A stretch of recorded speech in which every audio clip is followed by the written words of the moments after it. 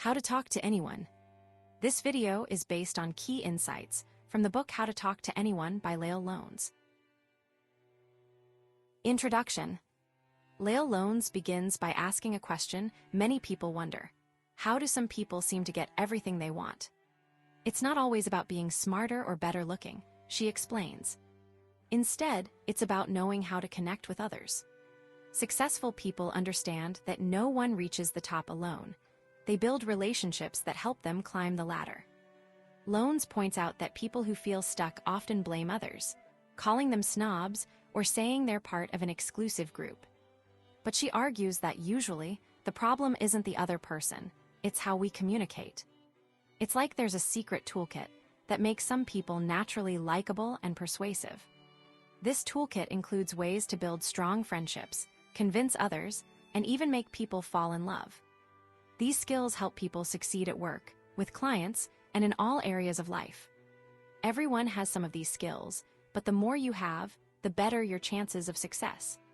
The author shares a story from her past to illustrate this point.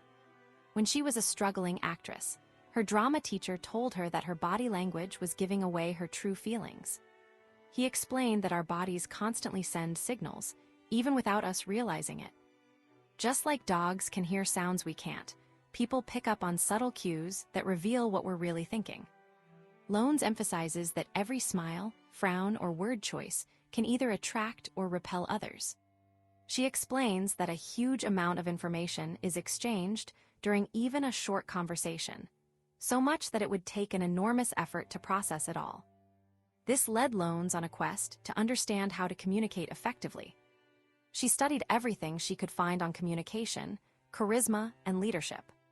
She even looked into unusual research, like a study that tried to link personality to chemicals in urine. Ultimately, she realized that while Dale Carnegie's advice from the 1930s, be friendly, show interest in others, is still valuable, it's not enough for today's world. Lowndes explains that people are more skeptical now. A simple smile or compliment isn't always enough to win someone over. We need more specific techniques.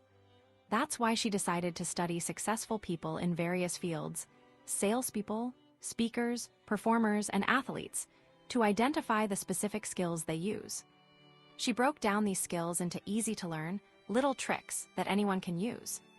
She tested these tricks with audiences and got feedback from CEOs and other leaders. She carefully observed how successful people interacted with others, paying attention to their body language, timing, and word choice. She asked them to share their secrets, and then turned those secrets into practical techniques. The book, she promises, is filled with these techniques, some subtle, some surprising, but all achievable. By mastering these skills, readers can build stronger relationships and get what they want in life, while also making others happy along the way. Part 1. How to intrigue everyone without saying a word. You only have 10 seconds to show you're a somebody. Leil Lowndes begins by emphasizing the incredible power of first impressions. She believes the first 10 seconds of meeting someone are crucial, like a snapshot that forms in their mind and can last a long time. Lowndes uses the example of a caricature artist, Bob Grossman, who can capture a person's personality with just a few lines. People are often surprised by his drawings because they reveal a truth about themselves they don't always see. Bob's secret: he simply looks at people, observing their posture, movements, and expressions to understand who they are. Lowndes explains that in today's fast-paced world, people make quick judgments to understand others. That initial impression, formed in a split second, is largely based on how you look and move about 80%, she claims. She shares her own experience of living in countries where she didn't speak the language, yet could still accurately assess people's friendliness and status simply by observing their body language. This isn't a psychic ability, she clarifies, but a natural human response. Studies show we react emotionally before our brains even fully process what's happening. Lowndes stresses that appearing successful and likable is about more than just words. It's about projecting confidence and warmth. She introduces the idea of looking like a somebody, someone intelligent, strong, and charismatic. She tells the story of her friend Karen, who is highly respected in her industry, but feels invisible in other social settings.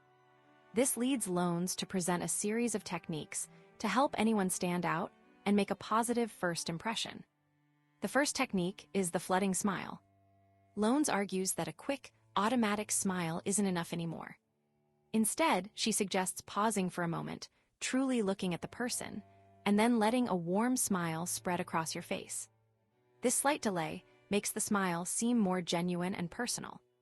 She uses the example of her friend Missy, who learned to slow down her smile when entering the corporate world, making her appear more credible and sincere. Next, Lowndes focuses on the power of eye contact. She explains that intense eye contact can be a powerful tool, but it needs to be used carefully. She describes how eye contact can create feelings of respect and even attraction, referencing a study where people felt more connected to those who maintained strong eye contact. However, she also acknowledges that intense staring can be intimidating or even threatening, especially in certain cultures. She introduces sticky eyes, encouraging readers to maintain eye contact even during pauses in conversation, and epoxy eyes, which involves focusing on the listener even when someone else is speaking, to show intense interest. Lowndes then emphasizes the importance of posture. She compares good posture to that of a high-wire acrobat, confident, balanced, and proud. She introduces the hang-by-your-teeth technique, encouraging readers to visualize themselves in a strong, upright position, as if suspended from a bit, to improve their posture. The author then moves on to nonverbal cues that show you care. She explains that people subconsciously look for signs of warmth and acceptance. She introduces the big baby pivot, which involves turning your entire body towards someone and giving them your full attention, just as you would with a small child. She shares a story about her friend Carla, who learned to use this technique to attract the attention of potential clients at a party. Lowndes then discusses how to appear credible. She explains that fidgeting can make you seem untrustworthy, even if you're telling the truth. She introduces limit the fidget, encouraging readers to consciously control their movements during important conversations. She also highlights Hans's horse sense, the ability to read people's reactions and adjust your approach accordingly, referencing the story of clever Hans, the horse who could seemingly do math by observing subtle cues from his audience. Finally, Lowndes stresses the importance of visualization. She encourages readers to mentally rehearse successful interactions, seeing themselves confidently using these techniques. She calls this watch the scene before you make the scene, comparing it to an athlete visualizing a perfect performance. By preparing mentally, she believes anyone can improve their communication skills and make a lasting positive impression. Lowndes concludes by stating that mastering these techniques will help you project confidence, credibility, and warmth, ultimately helping you achieve your goals in relationships, business, and life. Part 2, How to Know What to Say After You Say Hi. Leil Lowndes begins by emphasizing that just as a good first impression is important visually, your first words should be pleasing to the ear. She believes your words can either welcome someone into a conversation or push them away. To make people feel comfortable, you need to be good at small talk, even though many people find it difficult. Lowndes notes that even very smart and successful people often struggle with casual conversation, feeling awkward at parties where they don't know anyone. The author explains that the fear of small talk is similar to stage fright, that nervous feeling you get when you're in front of a crowd. Even famous performers like Pablo Casals and Carly Simon experience this fear. Lowndes points out that science is starting to understand why some people are more nervous in social situations than others, linking it to levels of a chemical in the brain called norepinephrine. She shares a personal story of her own anxiety about asking a boy to the prom, detailing how she even wrote out a script to help her get through the phone call. Despite her nervousness, the date turned out wonderfully, and she learned a valuable lesson about the power of connecting with others. Lowndes stresses that mastering small talk isn't about becoming a social butterfly, but about becoming a better communicator overall. She acknowledges that small talk can be tough, but offers practical advice. She begins with 10 ways to start a great small talk conversation. The key, she says, is not to try to be brilliant right away. People often feel pressured to say something witty or insightful immediately, but that can come across as trying too hard. She recounts an experience at a Mensa convention where everyone was trying to prove how intelligent they were, which felt overwhelming. Lowndes explains that small talk is about creating a comfortable atmosphere, like a gentle melody. It's about matching the mood of the person you're talking to. Just as a musician adjusts to the tempo of a song, you should adjust your tone and energy to match the other person. She uses the phrase, make a mood match. This is especially important in sales, where matching a customer's mood can make or break a deal. She shares a story about a restaurant where the unfriendly host lost a party booking simply because he didn't match the cheerful mood of the potential customer. The author then provides a technique called make a mood match, advising readers to observe their listener's tone and expression before speaking. She then moves on to how to appear to have a great personality, even if you're not feeling particularly outgoing. Lowndes emphasizes that it's not what you say, but how you say it. She shares a story about a man at a party who was saying very ordinary things, but captivated his audience with his enthusiasm. She advises people not to worry too much about their opening line, as almost anything is acceptable as long as it's delivered with passion. Lowndes shares a story about Senator Hayakawa who diffused a tense situation by making simple, unoriginal remarks, demonstrating the power of connecting with others through shared observations. She stresses that small talk isn't about being clever, but about putting people at ease. She introduces prosaic with passion, encouraging readers to deliver even the most mundane statements with sincerity and energy. Lowndes then offers 3 quick techniques for meeting people at parties. The first is to wear a what's it, something unusual that will attract attention and give people a reason to approach you. The second is the who's at technique, where you ask the host about someone you're interested in meeting. The third is eavesdrop in, where you subtly join a conversation by commenting on something you overhear. The author then focuses on how to answer the common questions. Where are you from? And what do you do? She advises against giving short, uninformative answers. Instead, she suggests adding interesting details about your hometown or job to spark conversation. She introduces Never the Naked City, encouraging readers to have some interesting facts about their city ready to share. She also advises against revealing too much personal information too soon, suggesting AC Centuate the Positive and focusing on positive stories. Lowndes then explains how to keep a conversation going. She suggests using the word detective technique, listening for clues in the other person's speech that can lead to interesting topics. She also recommends the swiveling spotlight technique, focusing your attention on the other person and asking them about their experiences. Finally, she introduces encore, suggesting you ask people to repeat a story they've already told, as it shows you're interested and gives them a chance to shine. She concludes by emphasizing the importance of being prepared with current events, suggesting you read the news before attending a social event. Lowndes shares a story about the Mayflower Madam, who instructed her employees to stay informed so they could engage in interesting conversations with clients. Part 3, How to Talk Like a 6P. Leil Lowndes begins by comparing human interactions to a showdown between tigers, highlighting that people instinctively assess each other upon meeting. It's not about physical strength, but about communication skills, which Lowndes states account for 85% of success in life.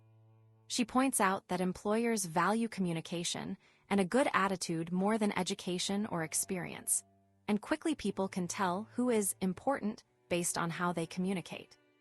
A single mistake can damage relationships or opportunities. Lowndes then tackles the common question, what do you do? She argues that big cats, successful communicators, avoid asking this directly, as it can seem insensitive or overly focused on career.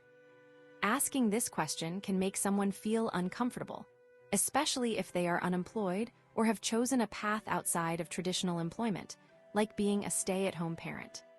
Furthermore, avoiding the question suggests a more sophisticated perspective, that a person is more than just their job. Instead, Lowndes suggests asking, "How do you spend most of your time?" This is a more gracious way to learn about someone's life without putting them on the spot. The author then moves on to how to respond when you are asked, "What do you do?" Lowndes stresses the importance of having multiple answers prepared, tailored to the person asking.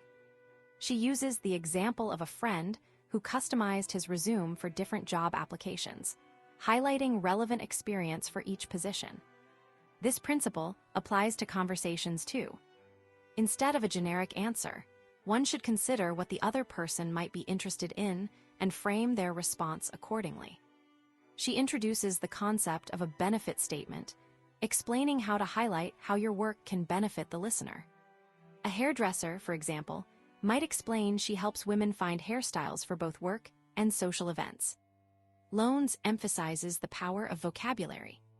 She explains that having a rich vocabulary can make you appear more intelligent and creative, but cautions against using words you don't fully understand.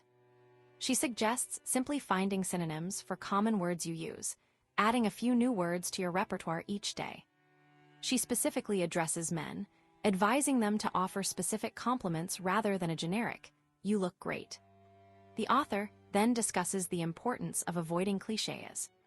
Using overused phrases can make you sound unoriginal and less intelligent. Instead, she encourages readers to find fresh, creative ways to express themselves.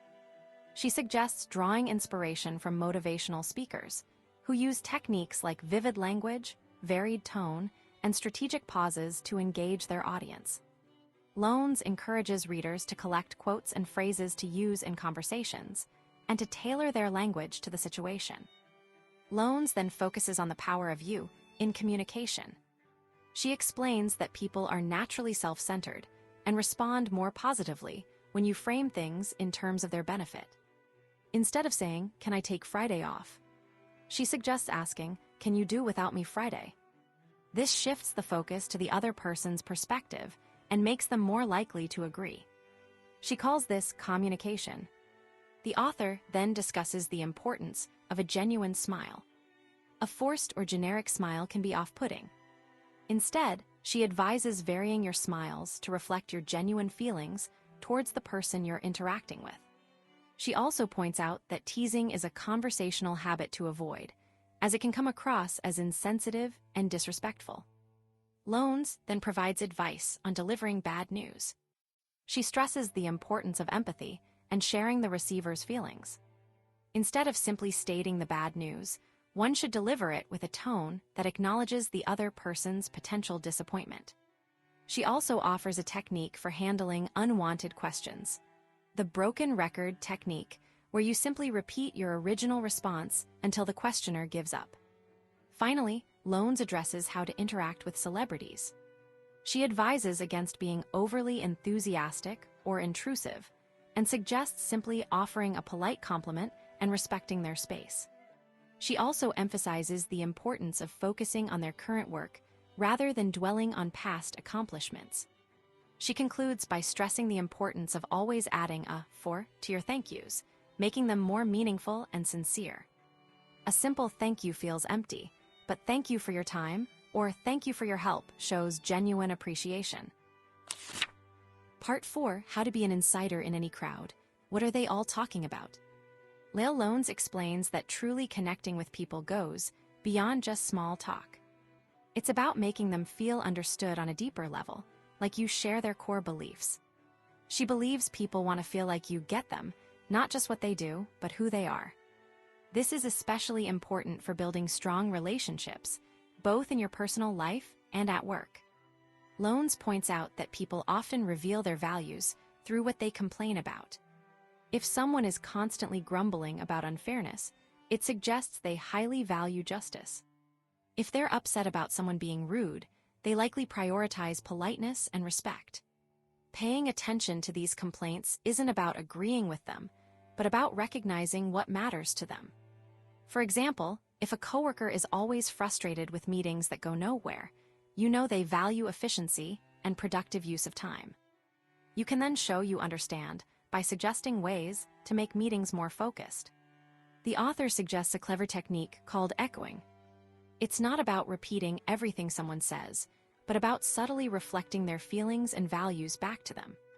If someone says, "I'm so frustrated with this project, it feels like no one is listening to my ideas," you could respond with something like, "It sounds incredibly frustrating to put so much effort into something and not feel heard." This shows you're not just hearing their words, but you're understanding their emotional experience. It's like holding up a mirror to their feelings, making them feel validated. Lowndes also emphasizes the power of value validation. This means explicitly acknowledging and praising the values someone demonstrates. If a friend consistently volunteers their time to help others, you could say, "I really admire your commitment to giving back to the community. It's inspiring." This isn't just flattery, it's recognizing and appreciating a core part of who they are. It's about saying, "I see what you value and I respect it." She shares a story about a time she was trying to connect with a potential client who seemed distant. Lowndes noticed he kept mentioning his dedication to quality and craftsmanship. Instead of talking about her services, she focused on praising his commitment to excellence. She said things like, "I can tell you take immense pride in your work, and it's refreshing to meet someone who values quality so highly." This shift in conversation immediately created a connection. The client opened up and became much more receptive to her ideas. Lowndes explains that people are drawn to those who share their values. When you demonstrate that you understand and appreciate what's important to someone, you build trust and rapport. This makes them more likely to want to work with you, befriend you, or simply enjoy your company. It's about creating a sense of shared understanding and belonging. The author stresses that this isn't about being fake or manipulative.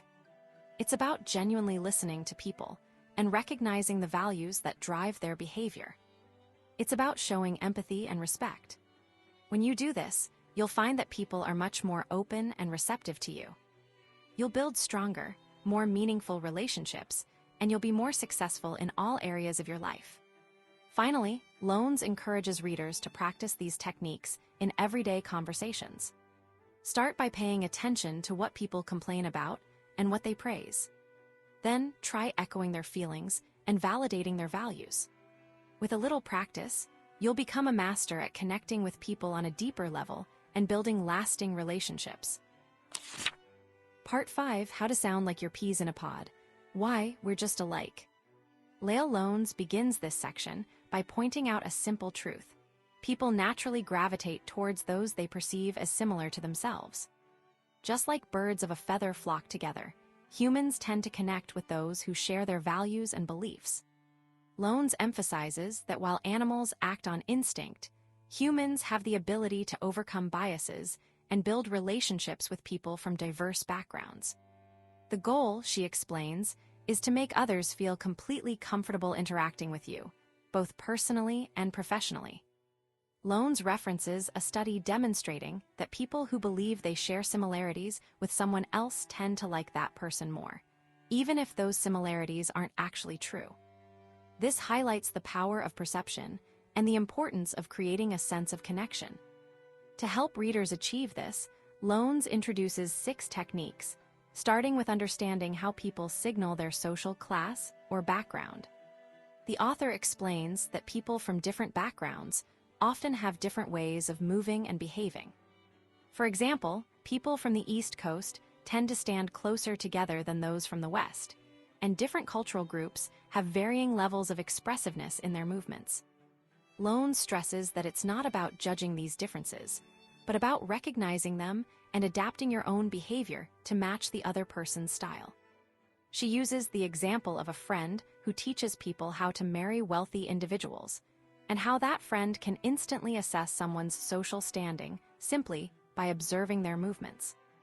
Lowndes introduces Be a Copyclass, a technique where you subtly mirror the movements of the person you're talking to. If they move slowly and deliberately, you should do the same. If they're more energetic and expressive, you should match their energy.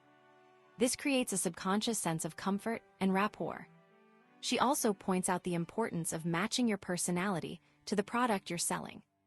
A salesperson selling handmade suits should project an air of sophistication, while someone selling jeans should be more casual and cool. The author then moves on to the idea of creating a sense of family with someone. She explains that when we feel a strong connection with someone, it's like falling in love, a feeling of instant rapport and understanding. Lowndes introduces echoing, a technique where you repeat the exact words your conversation partner uses. If they refer to their child as a toddler, you should use the same word when discussing safety features. This subtle mirroring reinforces the feeling of shared understanding and connection. She cautions against echoing inappropriate language, of course. Lowndes emphasizes that echoing isn't just about repeating words. It's about recognizing and respecting the unique language and vocabulary of different groups and professions. She uses the example of a pharmacist preferring the term pharmacy over drugstore because of the negative connotations associated with the latter. Being sensitive to these nuances demonstrates respect and builds trust. Next, Lowndes discusses the power of analogies. She recounts a personal experience where she was bombarded with football analogies during a presentation, highlighting the importance of using imagery that resonates with your audience. She introduces potent imaging, the technique of using analogies and references that are relevant to the other person's interests and experiences. If you're talking to a gardener, use gardening metaphors. If you're talking to a pilot, use aviation references. The author then focuses on the importance of showing empathy. She criticizes the habit of simply saying uh-huh or while someone is talking and introduces employ empathizers. Instead of these meaningless sounds, Lowndes suggests using complete sentences to show you're listening and understanding, such as I can appreciate that, or that's really exciting. She then introduces anatomically correct empathizers, which involves matching your empathic responses to the sense the other person is using. If they're talking about something they see, respond with, I see what you mean. If they're talking about something they feel, respond with, I can understand how you feel. Finally, Lowndes introduces the premature we, a technique for creating a sense of connection by using we and us statements early in the conversation. This implies a shared perspective and fosters a feeling of camaraderie. She concludes with instant history, which involves identifying a shared moment or inside joke to create a sense of familiarity and connection. Lowndes emphasizes that these techniques, when used thoughtfully and sincerely, can significantly enhance your ability to build strong, lasting relationships in all areas of your life. Part 6. How to differentiate the power of praise from the folly of flattery. Leil Lowndes begins by pointing out how easily people use compliments when they want something, like a child asking a parent for a gift. She notes that while praise can be effective, the world has changed, and simply flattering someone doesn't always work anymore. It can even backfire if the person thinks you're being insincere. Lowndes explains that truly effective praise is different. It builds trust and can help you achieve your goals, whether it's making a sale, making a friend, or strengthening a marriage. The author emphasizes that giving a good compliment is surprisingly complex. It's not just about what you say, but how you say it when you say it, and even why you're saying it. The person you're complimenting, their personality, and your relationship with them all matter too. Lowndes shares research showing that compliments from someone new can be more powerful, and that people are more receptive if you compliment something they might be insecure about. She also points out that a little self-deprecating humor can make your praise more believable, but only if you're seen as being in a position of authority. To help readers navigate this tricky territory, Lowndes offers several techniques. She starts with grapevine glory, which suggests delivering compliments through other people. Instead of directly telling someone you admire their work, tell a colleague. The message is more likely to be well received because it feels less like you're trying to get something. It's like hearing good news through the rumor mill. It feels more genuine. Lowndes uses the example of complimenting Jane Smith by telling her associate, Diane Doe, how dynamic Jane is. Next, Lowndes introduces carrier pigeon kudos. This is about passing along positive things you hear about someone from others. If a coworker praises someone's skills, share that praise with the person directly. People love being the recipient of good news, and it makes you look like a kind and thoughtful person. It's like being a messenger of happiness.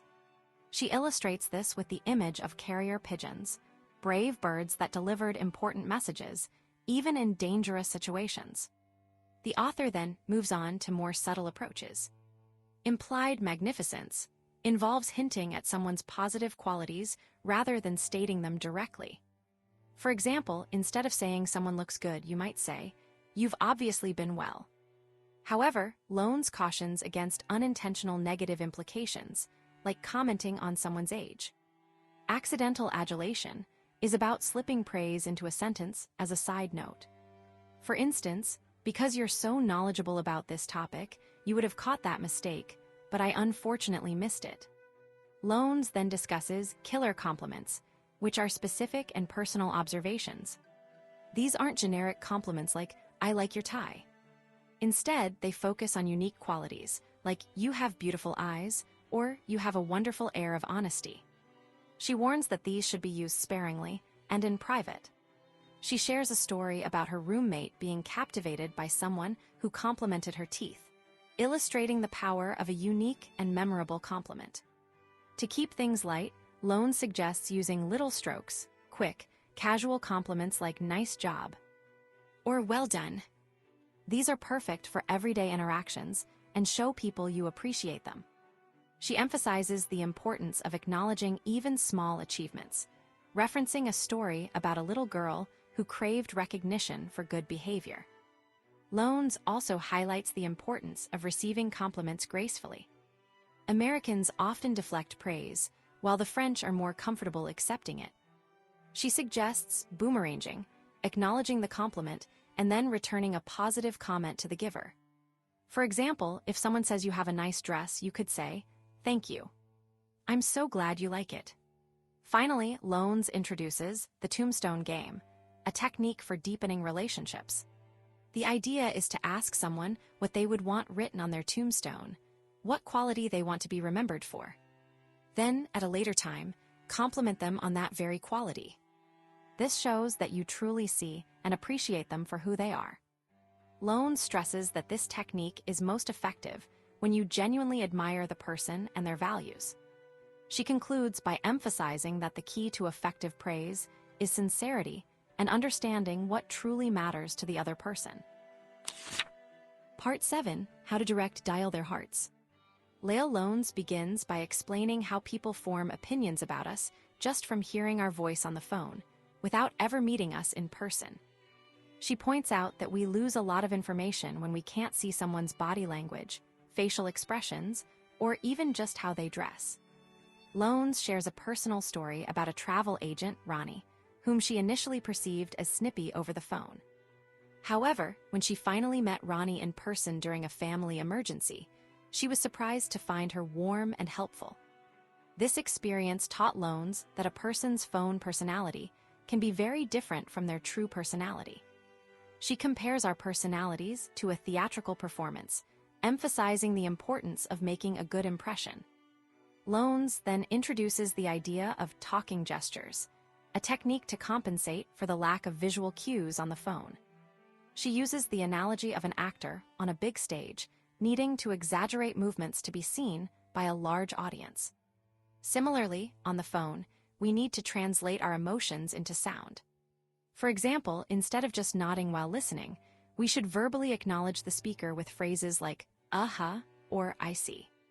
If someone shares surprising news, we should say, "What a surprise," rather than just reacting silently. The author explains that people lose about 30% of the energy in their voice on the phone, so we need to punch up our delivery. To further illustrate how to create closeness over the phone, Lowndes suggests using a name shower. She explains that people pay attention when they hear their own name, so using it frequently can make the other person feel more engaged and special. This technique is different in person, where using someone's name too often can seem manipulative. However, on the phone, it helps recreate the familiarity that's missing due to the physical distance. Lowndes then shares a story about a friend, Steve, who heads a trade association in Washington, D.C., she noticed that all of his assistants were consistently warm and friendly when speaking with her, even though she didn't know why. She initially thought she was receiving special treatment, but later discovered that Steve instructed his staff to be equally polite to all callers. This led Lowndes to the "oh wow, it's you" technique. The idea is to answer the phone professionally, then let a genuine smile come through your voice once you know who's calling. She emphasizes that it's more effective to smile after hearing who's on the line, rather than forcing a smile while answering. The author also addresses how to handle calls from people you don't want to deal with, suggesting that even in those situations, a positive attitude can make the interaction easier. She recounts an experience where she cheerfully responded to calls about overdue bills and broken tapes, and found that people were more cooperative as a result. Lowndes then moves on to the importance of timing when making phone calls. She compares it to Alexander Graham Bell's early experiments with the telephone, where he always asked if the other person was available to talk. She explains that people have internal Big Bens that determine their receptiveness, and interrupting them at a bad time can ruin your chances of success. She introduces the "what color is your time" technique, where you ask the other person if their time is red, busy, yellow, somewhat busy, or green, available. The author also discusses the importance of a good outgoing voicemail message. She cautions against messages that are too long, boastful, or unprofessional. Instead, she recommends keeping it short, friendly, and updated. She also suggests changing the message daily to create the impression of being organized and efficient. Lowndes then shares a technique for getting past gatekeepers, the secretaries who screen calls. She suggests using the ho-hum caper, which involves casually asking if the person you want to speak with is in, rather than directly asking for them by name. This creates the impression that you're a regular caller and have a friendly relationship with the person you're trying to reach. The author emphasizes the importance of showing sensitivity during phone conversations. She suggests acknowledging background noises, like barking dogs or ringing phones, and asking if the other person needs to attend to them. She also recommends translating time references into the caller's time zone when dealing with international contacts. Lowndes then introduces the idea of instant replay, which involves recording your important phone conversations and listening to them again. She explains that this allows you to pick up on subtleties you might have missed during the initial conversation, such as the caller's true enthusiasm or hesitation. She shares a personal story about how recording a conversation helped her realize that a client was hesitant about a request, even though they had said yes. Finally, Lowndes stresses the importance of listening between the lines and paying attention to the caller's tone and inflection. She encourages readers to use instant replay to analyze their conversations and improve their communication skills. She concludes by emphasizing that effective phone communication is about more than just what you say. It's about how you say it and how you make the other person feel. Part 8, How to Work a Party Like a Politician Works a Room. The Politician's 6-Point Party Checklist. Leil Lowndes explains that most people drift into parties with casual thoughts about food, friends, and what to wear. However, politicians, successful networkers, and business leaders approach parties differently. They immediately ask themselves a series of questions: who, what, when, where, why, and how to strategically plan their time. This is their 6-point party checklist. First, they consider who they need to meet, thinking about business connections, social opportunities, or even potential romantic interests. They aren't shy about asking the host who will be attending and making a list of people to target. Next, they carefully plan when to arrive and leave. Arriving early allows them to connect with other important people before the crowd gets too big. They don't linger too long, leaving once they've achieved their goals, but remain flexible in case a valuable new connection arises. Lowndes points out that politicians don't walk into a party thinking about snacks. They prepare what to bring business cards for corporate events or simpler social cards for more relaxed gatherings, and always a small notepad and pen to record important contacts. They also think about why the party is happening. Is there a hidden agenda? Perhaps a parent wants to find a job for their child, or a recently divorced person is looking for a new partner. Understanding the real reason behind the party allows them to be helpful and build stronger relationships. Understanding where the collective mindset lies is also crucial. If a party is filled with doctors, a politician will brush up on medical news. If it's a gathering of people interested in New Age practices, they'll learn about those topics. Finally, they plan how to follow up after the party, recognizing that a simple, "let's stay in touch," rarely happens without effort. They meticulously review business cards, deciding who to call, email, or send a handwritten note to. Lowndes highlights a common party blunder, heading straight for the food. People tend to avoid approaching someone who is eating, subconsciously seeing them as unavailable. Politicians eat before the party to keep their hands free for shaking hands and exchanging cards. She introduces munching or mingling, advising readers to choose one, never both.